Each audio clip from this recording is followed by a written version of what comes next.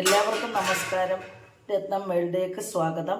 ഇന്ന് കണ്ടില്ലേ, ഇന്ന് ഞാൻ തയ്യാറാക്കിയിരിക്കുന്ന ഒരു അച്ചങ്ങ പയറിൻ്റെ മെഴുക്ക് പുരട്ടിയാണ്.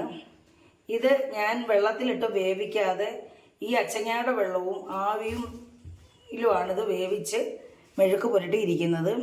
ആദ്യം ആവശ്യത്തിന് വെളിച്ചെണ്ണയൊക്കെ ചേർത്ത് തയ്യാറാക്കിയിരിക്കുന്നത് നല്ല ടേസ്റ്റാണ്. ഈ മെഴുക്ക് പുരട്ടി കഴിക്കാൻ ഇഷ്ടപ്പെടാത്ത കുഞ്ഞുങ്ങളും മുതിർന്നവരും ഒക്കെ കഴിക്കത്തക്ക രീതിയിലാണ് ഇത് തയ്യാറാക്കിയിരിക്കുന്നത്. വളരെ പെട്ടെന്ന് തയ്യാറാക്കാൻ പറ്റുകയും ചെയ്യും. നല്ലതുപോലെ വെന്തിട്ടുമുണ്ട്, നന്നായിട്ട് വെന്ത് നല്ല ടേസ്റ്റും ഉണ്ട്. അപ്പോൾ ഇത് എങ്ങനെയാണ് തയ്യാറാക്കിയിരിക്കുന്നത് നമുക്കൊന്ന് കണ്ടു നോക്കാം. നമുക്ക് വീഡിയോയിലേക്ക് പോവാം. അപ്പോൾ ഞാൻ ആ മെഴുക്ക് പുരട്ടി തയ്യാറാക്കാൻ വേണ്ടി എടുത്തിരിക്കുന്ന അച്ചങ്ങാപ്പയറാണിത്. ഞാനിത് നന്നായിട്ട് വാഷ് ചെയ്തതിന് ശേഷം വിനാഗിരി ഒഴിച്ച് ഇട്ടിരുന്നതാണ്. വിനാഗിരിയോ അല്ലെങ്കിൽ ഉപ്പും മഞ്ഞൾപ്പൊടിയോ ഇട്ടത് താഴ്ത്തി വെക്കാം. നമ്മൾ കടയിൽ നിന്ന് വാങ്ങിക്കുന്ന വെജിറ്റബിളൊക്കെ അങ്ങനെ ചെയ്താൽ മതി. നമ്മൾ ഉപ്പ് വെള്ളത്തിലും അല്ലെങ്കിൽ മഞ്ഞൾപ്പൊടി വെള്ളത്തിലും വിനാഗിരിയിലും ഒക്കെ ഇട്ടാൽ മതി. നമ്മുടെ വീട്ടിൽ ഉണ്ടാകുന്ന ഈ വെജിറ്റബിളൊന്നും അങ്ങനെ ചെയ്യേണ്ട കാര്യമില്ല. അതിനകത്തൊന്നും നമ്മൾ കീടനാശിനി ഇടുന്നില്ലല്ലോ. നമ്മൾ നന്നായിട്ട് പൊടിപടലങ്ങൾക്ക് മാറാൻ വേണ്ടി വാഷ് ചെയ്താൽ മതി കേട്ടോ. അപ്പോൾ ഞാനിത് കട്ട് ചെയ്ത് നമ്മൾ മെഴുക്ക് പുരട്ടാൻ വേണ്ടി നമുക്കിതൊന്ന് കട്ട് ചെയ്തെടുക്കാം. ഇത് കട്ട് ചെയ്യുന്നതിന് വേണ്ടി നമുക്കിതെല്ലാം കൂടെ കൂട്ടി പിടിക്കാം. കാരണം എളുപ്പം നമുക്ക് പണി നടക്കുമല്ലോ. അപ്പോൾ നമ്മളിതെല്ലാം കൂടെ ഒന്ന് കൂട്ടി പിടിച്ചിട്ട് അതെല്ലാവർക്കും അറിയാവുന്നതാണ്, എങ്കിലും അറിയാൻ പാടില്ലാത്തവർക്ക് വേണ്ടിയാണ് നമ്മളിത് ചെയ്ത് കാണിക്കുന്നത്.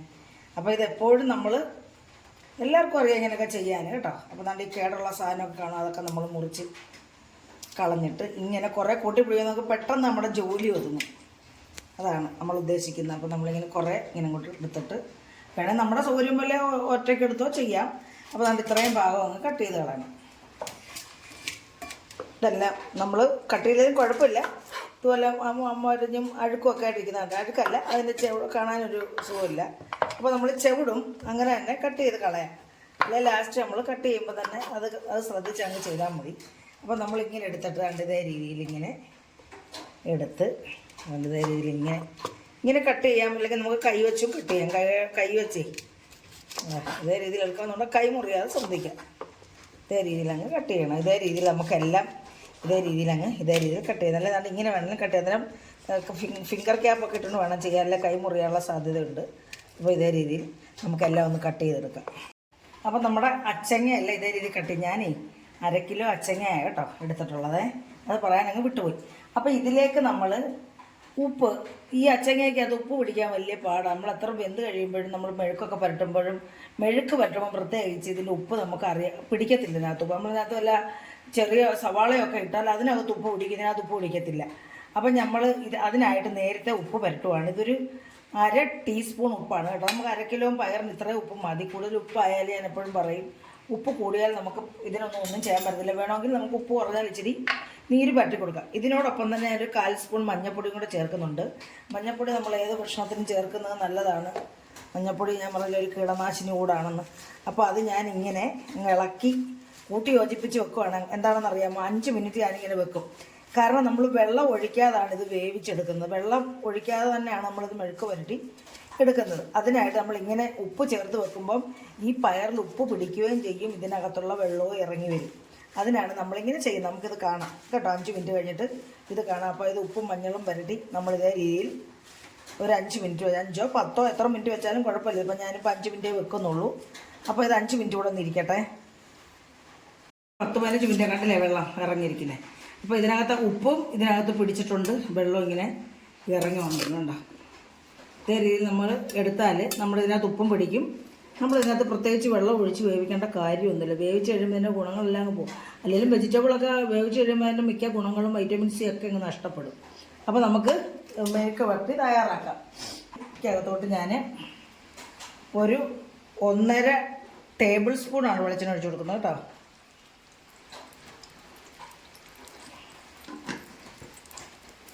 വെളിച്ചെണ്ണയാണേ.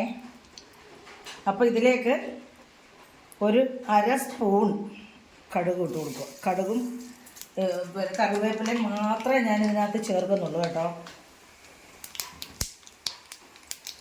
ഇതിപ്പോൾ 1.5 ടേബിൾ സ്പൂണൊന്നും ഞാൻ ഒഴിക്കത്തില്ല. പലരും കമൻറ്റ് ചെയ്യുന്നുണ്ട് കുറച്ച് വെളിച്ചെണ്ണയും കൂടെ ഒക്കെ ആകാവുന്നത്, അതുകൊണ്ടാണ് ഇത്രയും ചേർത്തത് കേട്ടോ. അല്ല, ഞാൻ ഇത്ര വെളിച്ചെണ്ണയും ചേർക്കത്തില്ല. അപ്പം നമുക്കിതിലേക്ക് കുറച്ച് കറിവേപ്പില ഇട്ട് കൊടുക്കാം. ഇത് മാത്രമേ ഞാൻ ചേർക്കത്തില്ല, കറിവേപ്പില മാത്രം, ഒരു ടേസ്റ്റ് കിട്ടാൻ വേണ്ടി. കറിവേപ്പിലയ്ക്ക് പ്രത്യേക ടേസ്റ്റ് ഇല്ല. അപ്പോൾ നമുക്കിതിലേക്ക് ഇതങ്ങിട്ട് കൊടുക്കാം. ഇത് നമുക്കിതൊന്ന് ഇങ്ങനൊന്ന് കൂട്ടി ഇളക്കുകയോ ചെയ്യാവുള്ളൂ. അത് വഴക്കരുത് കേട്ടോ.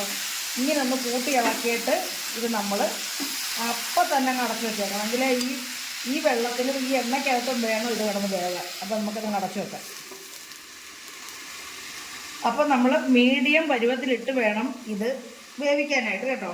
അപ്പോൾ ഇടയ്ക്ക് ഇളക്കി തിരിച്ചും പിരിച്ചിട്ട് ഇളക്കി കൊടുക്കണം. അല്ലെ ഒരു സൈഡ് തന്നെ ഇരുന്ന് കരിഞ്ഞു പോകും. അപ്പോൾ ഇത് നമുക്ക് മീഡിയം പരുവത്തിലിട്ട് ഒന്ന് വേവിച്ചെടുക്കാം. നോക്കാറുള്ളത് കേട്ടോ, പച്ചപ്പൊന്നും മാറാതെ വെള്ളം കണ്ടോ, ഇതിൻ്റെ വെള്ളം നിൽക്കുന്നുണ്ടോ. നമ്മൾ പ്രത്യേകിച്ചൊന്നും വെള്ളമൊന്നും ഒഴിക്കണ്ട, കാര്യമില്ല കേട്ടോ. അപ്പോൾ ഈ പച്ചക്കറിക്കകത്തുള്ള തന്നെ ഈ പയറിനകത്തുള്ള വെള്ളം തന്നെ ഇങ്ങനെ ഇറങ്ങി വന്നോളും. നമ്മൾ ഇത് അടച്ചു വെക്കുവാണ്. അപ്പോൾ ഇടയ്ക്കിടയ്ക്ക് നമ്മളിത് ഇങ്ങനെ ഇളക്കി കൊടുക്കണം. കൂടുതൽ നേരം അടച്ചു വെക്കുകയും ചെയ്യരുത്. ചിലപ്പോൾ ഇതങ്ങ് അവിഞ്ഞും പോകാനുള്ള സാധ്യതയുണ്ട്. എന്തായാലും പിന്നെ ടേസ്റ്റും കാണത്തില്ല, ഇതിൻ്റെ കളറും പോകും. അപ്പോൾ നമുക്ക് അടച്ചു വെക്കാം. കേട്ടോ, കണ്ടോ വെള്ളം കണ്ടോ. അപ്പോൾ നമ്മുടെ ഇതിനകത്തുള്ള വെള്ളവും ഈ ആവിയിലുമാണ് ഇത് വെന്തിരിക്കുന്നത്. പിന്നെയും വെള്ളമുണ്ട് കേട്ടോ. അപ്പോൾ ഇതൊന്നുകൂടെ ഒന്ന് പറ്റണം. നമുക്ക് അടച്ചു വെക്കാം. വീണ്ടും ഇത് അടച്ചു വെച്ച് കുറച്ചുകൂടെ വേവാനുണ്ട്. ഇപ്പോൾ നമുക്ക് ഇതുണ്ട്, ഇതിപ്പോൾ തന്നെ നന്നായിട്ട് വേണ്ടിട്ടുണ്ട് കേട്ടോ. ഈ വെള്ളവും ഉണ്ട്. നമുക്ക് ഇച്ചിരി ഹൈ ഫ്ലെയിമിലിട്ട് മീഡിയം പരുവ് മാറ്റി ഇച്ചിരി ഹൈ ഫ്ലെയിമിലിട്ട് ഈ വെള്ളം ഒന്ന് നമുക്കൊന്ന് പറ്റിച്ചെടുക്കാം. ഇതിൻ്റെ വെള്ളം തന്നെയാണിത് കേട്ടോ. പുള്ളി വെള്ളവും ഞാൻ ഒഴിച്ചിട്ടില്ല. ചെയ്ത് നോക്കണമെങ്കിൽ അത് മനസ്സിലാവത്തുള്ളൂ. അപ്പോൾ ഇതിന് ഉപ്പുണ്ട് കേട്ടോ. 1/2 ടീസ്പൂൺ ഉപ്പാണ് ഇട്ടത്. ഉപ്പും ഉണ്ട് ആവശ്യത്തിന്. ഞാൻ ഇത് കഴിച്ച് നോക്കി. ചൂടാണ്, കാര്യമുണ്ട്, നന്നായിട്ട് വെന്തിട്ടുണ്ട്. അപ്പോൾ ഇത് നമുക്കൊന്ന് തോരാൻ വേണ്ടി ഒന്ന് തുറന്ന് വെച്ച് ഇനി ഒന്ന് ചെത്തിയെടുക്കാം.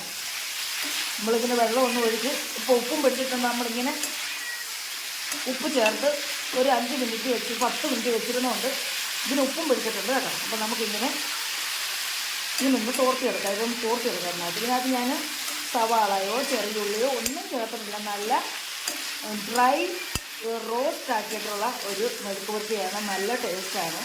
കഴിക്കാത്ത കുഞ്ഞുങ്ങളും വാങ്ങിച്ച് കഴിക്കുന്ന ഒരു രീതിയിലാണിത്. നല്ല ടേസ്റ്റാണ് കേട്ടോ. അപ്പോൾ ഇത് ഇന്ന് പോരട്ടെ, എനിക്ക് കാണിച്ചു കഴിഞ്ഞാൽ എൻ്റെ അമ്മയ്ക്ക് തന്നെയാണ്. അപ്പം വെള്ളമെല്ലാം തോർന്ന്, ഇതിൻ്റെ വെള്ളമെല്ലാം തോർന്ന്, വെള്ളമയം എല്ലാം തോർന്ന് എണ്ണ തെളിഞ്ഞ് വന്നിട്ടുണ്ട്. നമ്മൾ ഇനിയും ചെയ്യേണ്ടത് ഇതിലേക്ക് നമ്മൾ കുറച്ച് നമുക്കിഷ്ടം എത്രത്തോളം എരിവ് വേണോ അതനുസരിച്ച് നമുക്ക് മുളക് പൊടി ഇട്ട് കൊടുക്കാം. ഞാൻ മുളക് പൊടിയാണ് ഇട്ട് കൊടുക്കുന്നത്. നമ്മൾ ഇതിലോട്ട് അങ്ങ് തൂവി കൊടുക്കുക. ഇങ്ങനെ 1 ടീസ്പൂൺ മുളക് പൊടിയാണ് ഞാൻ ഇതിന് ചേർക്കുന്നത്. നമുക്ക് എരിവ് എത്രത്തോളം വേണോ അതനുസരിച്ച് ചേർക്കാം. എന്നിട്ട് ഇതിലേക്ക് ഞാനൊരു ടേസ്റ്റിന് വേണ്ടി 1/4 സ്പൂൺ കുരുമുളക് പൊടിയും കൂടെ ചേർക്കുന്നുണ്ട്. വേണമെങ്കിൽ ചേർത്താൽ മതി കേട്ടോ. പിന്നെ മസാലപ്പൊടി വേണമെങ്കിൽ ചേർക്കാം. വേണമെന്നവർക്ക് മസാലപ്പൊടി വേണമെങ്കിൽ ചേർക്കാം.